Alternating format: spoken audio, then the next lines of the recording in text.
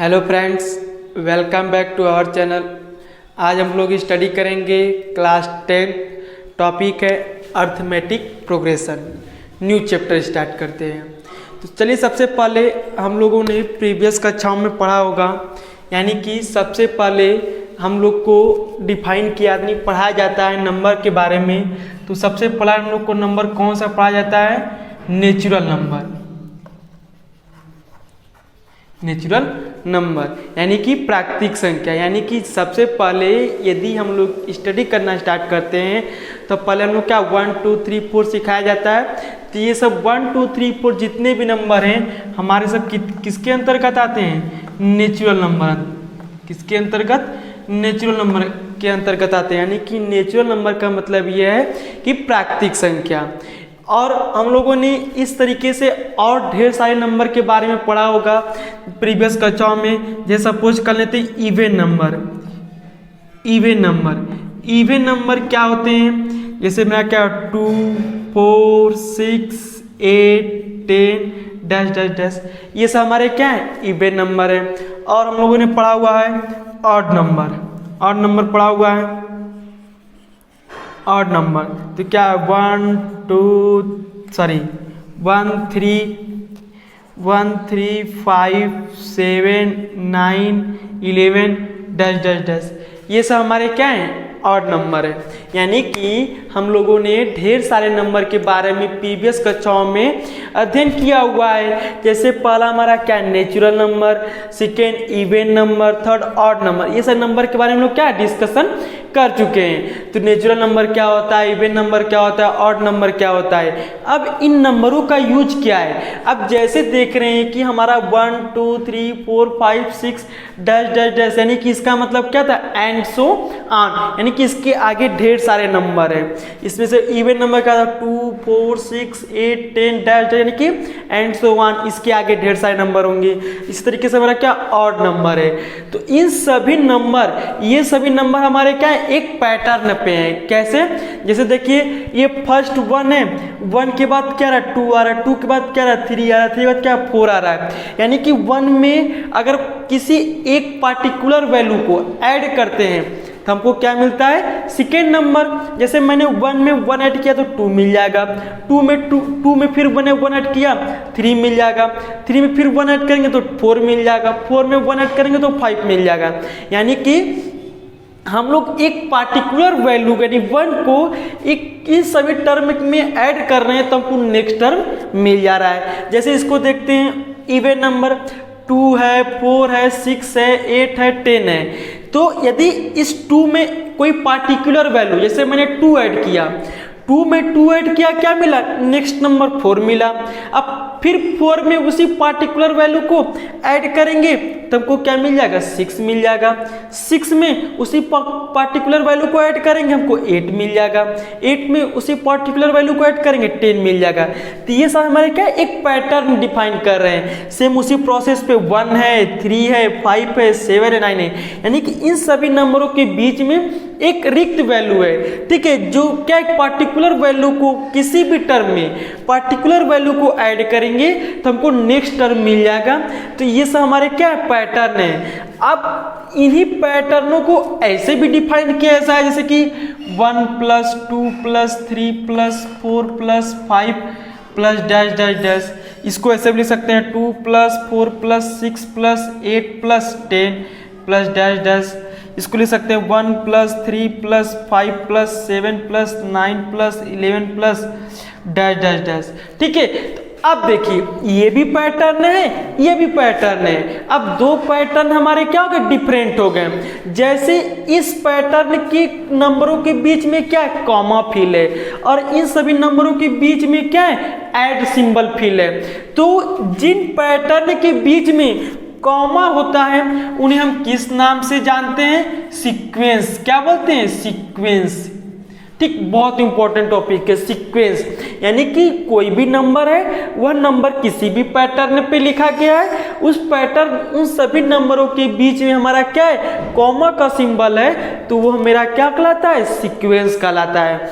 यदि हमारे पास उसी नंबर पैटर्न में कॉमा की जगह कोई ऐड का सिंबल आ जाए, सब्ट्रैक्ट का सिंबल आ जाए, जो भी सिंबल आता है, मल्टीप्लिकेशन का, डिवाइड का, जो भी सभी सिंबल आते हैं, ये सभी सिंबल हमारे क्या कहलाते हैं? सीरीज कहलाते हैं। क्या कहलाते हैं? सीरीज।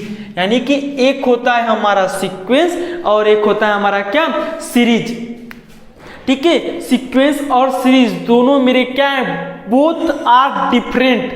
दोनों मेरे क्या है? डिफरेंट, यानी कि एक दूसरे से क्या है? अलग है। सीक्वेंस अलग चीज है, सीरीज मेरा क्या है?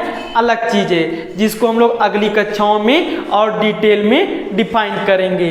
अब सीक्वेंस क्या है? हम लोग क्लास 10th में सीक्वेंस, कौन सा सीक्वेंस पढ़ना है? सीक्वेंस भी ढेर सारे होते हैं, कई प्रकार के सीक्वेंस होते हैं, तो जिसको हम लोग केवल कौन सा सीक्वेंस पढ़ेंगे? Arithmetic progression.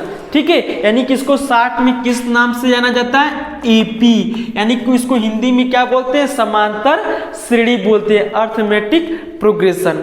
ठीक है, हम लोग अब अर्थमेटिक प्रोग्रेशन क्या होता है इसके बारे में डिफाइन करेंगे। ये भी हमारा क्या? एक नंबर पैटर्न होता है। नंबर पैटर्न क्या?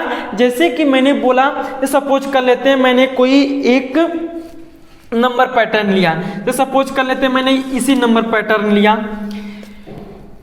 1 लिया, 3 लिया, 5 लिया, 7 लिया, 9 लिया और 11 लिया, डैश डैश डैश। ठीक है, ये सभी मेरे क्या? ऑड नंबर है। ठीक है, अब देखिए हमारी फर्स्ट वैल्यू क्या है? 1 है, और सेकेंड वैल्यू क्या है? 2 है, थर्ड वैल्यू क्या है? 5 है, फोर्थ वैल्यू 7, फिफ्थ वैल्यू 9 और सिक्स्थ वैल्यू 11 है। ठीक है, अब इन सभी नंबरों के बीच में एक गैप है, तो कितने का गैप है? 2 का गैप है। कितने गैप है? 2 का गैप है। यानी कि अब इस 1 में मैं क्या कर दूं? 2 को ऐड कर दूंगा तो हमको नेक्स्ट नंबर मिल जाएगा। अब इस 3 में मैं 2 को ऐड करूंगा तो हमको नेक्स्ट नंबर मिल जाएगा। अब मैं इस 5 में 2 को ऐड करूंगा, एक नेक्स्ट नंबर मिल जाएगा। अब इस 7 में 2 को ऐड करूंगा, ठीक है, 7 में 2 को ऐड करूंगा तो हमको नेक्स्ट नंबर मिल जाएगा। यानी कि अर्थमेटिक प्रोग्रेशन यानी कि समांतर श्रेणी वह श्रेणी होता है जिसके सभी नंबरों के बीच में जो अंतर होता है वो मेरा क्या होता है? एक फिक्स वैल्यू होती है। चाहे 1 होगा, चाहे 2 होगा, चाहे 3 होगा। ऐसा नहीं होगा कि इन दोनों के बीच में 2 का डिफरेंस है तो फिर इन दोनों के बीच में 3 का हो जाए, फिर इन दोनों के बीच में 4 का हो जाए, या फिर इन दोनों के बीच में 1 का हो जाए। ऐसा कुछ नहीं होता है। अगर यहाँ पे भी 2 है तो यहाँ पे भी 2 रहेगा, यहाँ पे भी। हर एक टर्म के पास कितना का अंतर रहेगा? 2 का अंतर रहेगा। यानी कि सभी नंबर के पास सेम डिफरेंस रहेंगे। ठीक है, यानी कि इन दोनों के बीच का अंतर 2 है, इन दोनों के बीच का अंतर 2 है। तो ऐसे सीक्वेंस को हम क्या बोलते हैं? Arithmetic progression. ठीक है, अब इसमें 2 चीजें आती हैं। जैसे हमारा ये सीक्वेंस है 1 3 5 7 9, तो इसमें एक पहला टर्म आता है प्रथम पद को किससे रिप्रेजेंट करते हैं? स्मॉल ए से रिप्रेजेंट करते हैं। प्रथम पद क्या होता है कि कोई भी सीक्वेंस होगा, ठीक है, कोई भी सीक्वेंस होगा, उस सीक्वेंस का पहला टर्म ही मेरा क्या कहलाएगा? प्रथम पद कहलाएगा। जैसे ये सीक्वेंस है 1 3 5 7 9 11 डैश डैश डैश, ठीक है, एंड सो ऑन। तो इस सीक्वेंस का पहला टर्म क्या है? मेरा 1 है। पहला पद ही प्रथम पद कहलाएगा, फर्स्ट टर्म। तो फर्स्ट टर्म में क्या है? 1। तो यहाँ पे ए की वैल्यू क्या हो जाएगी? 1 हो जाएगी। यानी कि जो भी सीक्वेंस होगा उस सीक्वेंस का प्रथम पद ही मेरा क्या कहलाएगा? प्रथम पद ए कहलाएगा। अब इसमें दूसरी चीज आती है। दूसरी चीज आती है सर्वांतर। क्या बोलते हैं? सर्वांतर।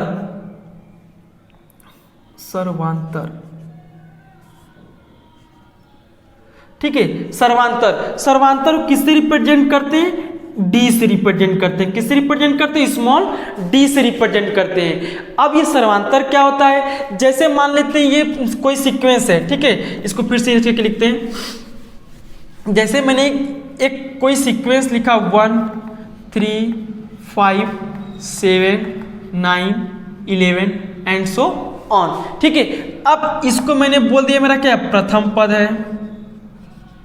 ये मेरा क्या है? द्वितीय पद है, ठीक है, और ये मेरा क्या है? तृतीय पद है, ये मेरा क्या है चतुर्थ पद है, ये मेरा क्या है पंच पद है। ठीक है, तो इस तरीके से हमारे क्या है जो first term, second term, third, fourth, fifth, six, इस तरीके से मेरे क्या है सब टर्म है। ठीक, अब सर्वांतर क्या कहलाता है? सर्वांतर बोलता है कि द्वितीय पद माइनस प्रथम पद, यानी कि अगर मैं इसको रिप्रेजेंट कर दूं T1 से, इसको रिप्रेजेंट कर दूं T2 से, इसको रिप्रेजेंट करूं T3 से, और इसको रिप्रेजेंट करूं T4 से, इसको रिप्रेजेंट T5 से, इसको T6 से रिप्रेजेंट कर दूंगा, तो सर्वांतर क्या बोलता है?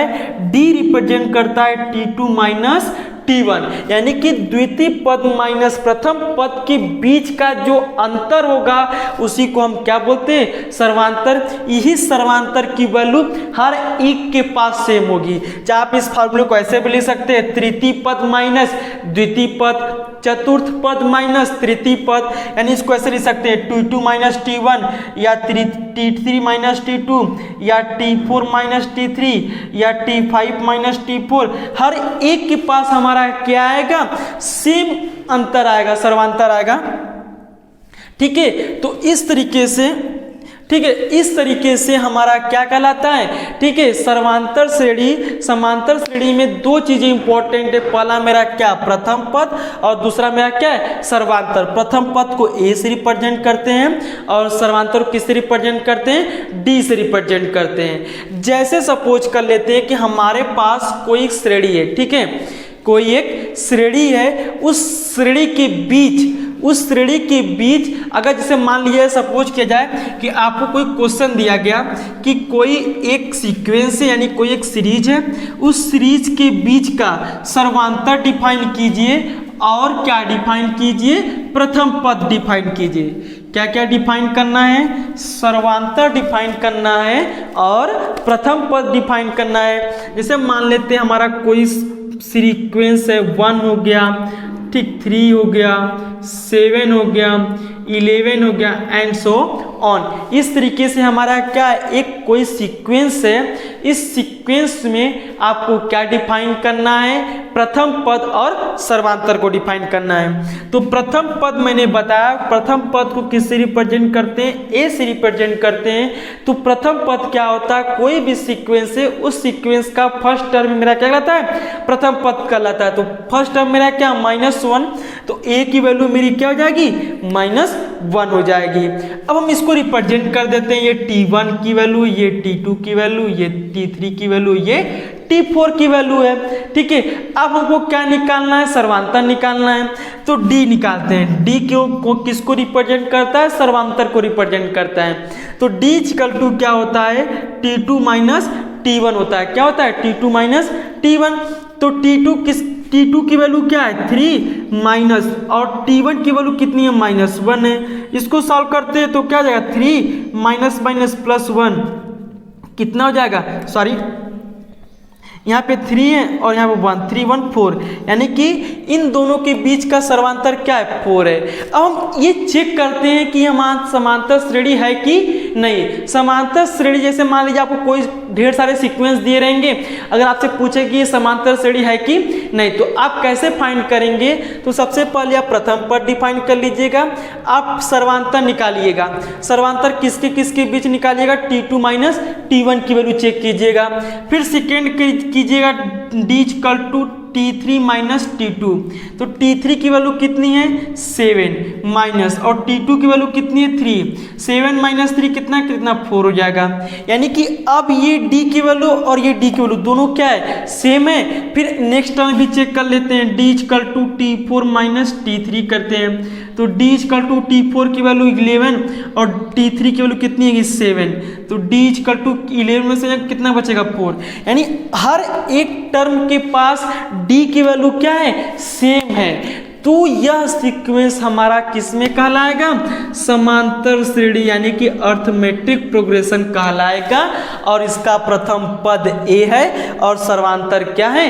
D है। ठीक है, इस तरीके से हम क्या करते हैं? कोई भी सीक्वेंस रहेगा तो उस सीक्वेंस को डिफाइन करेंगे कि ये अर्थमेटिक प्रोग्रेशन, ये समांतर श्रेणी है या नहीं। यदि समांतर श्रेणी है तो उसके प्रथम पद कौन से हैं और उसका सर्वांतर क्या है। Thank you. यदि आपको ये वीडियो पसंद आया तो वीडियो को लाइक कीजिए, अपने फ्रेंड के साथ शेयर कीजिए। यदि आपको किसी भी क्वेश्चन में कहीं प्रॉब्लम हो आप हमें कमेंट बॉक्स में जरूर बताइएगा। Thank you for watching this video.